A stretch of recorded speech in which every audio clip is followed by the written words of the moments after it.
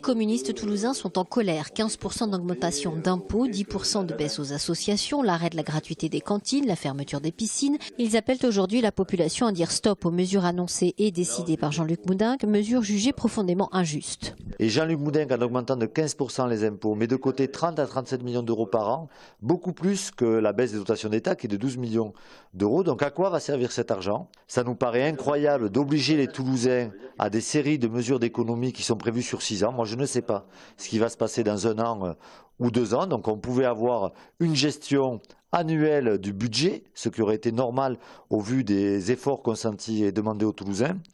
Et deuxièmement, parce qu'on pense qu'il y a des mesures qui ne seront pas tenables, notamment sur la suppression de la gratuité des cantines pour passer à 1 euro. Ce n'est pas juste pour près de 30% des écoles de Toulouse, c'est beaucoup, près de 7000 familles. Selon le PC, l'argument utilisé par Jean-Luc Moudingue, une gestion calamiteuse de la municipalité Cohen, ne tient pas la route. En 2013, il y a 18 millions d'euros d'excédents dans le budget de fonctionnement de la ville de Toulouse.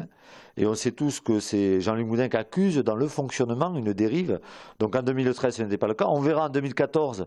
Et l'année 2014 sera compliquée à discuter puisqu'une partie de la gestion, une grande partie de la gestion 2014 est plutôt sous l'administration de Jean-Luc Moudingue. Donc on verra ce débat.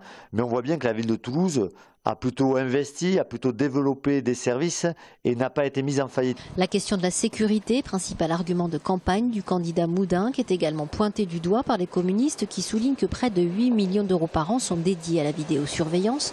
Le problème de l'insécurité ne doit pas, selon eux, relever de la seule compétence de la municipalité, mais aussi de l'État. Aujourd'hui, Pierre Lacaze et le groupe communiste dressent un constat.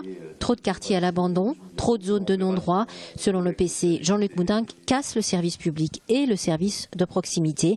Les communistes appellent donc à la mobilisation pour dire non aux décisions prises par la droite toulousaine qui auront, selon eux, des conséquences catastrophiques pour les Toulousains. De nombreuses réunions de quartier sont prévues chaque soir de la semaine avant un grand rassemblement à la fête de l'UMA le samedi 6 juin et place du Capitole le vendredi 19 juin à partir de 9h.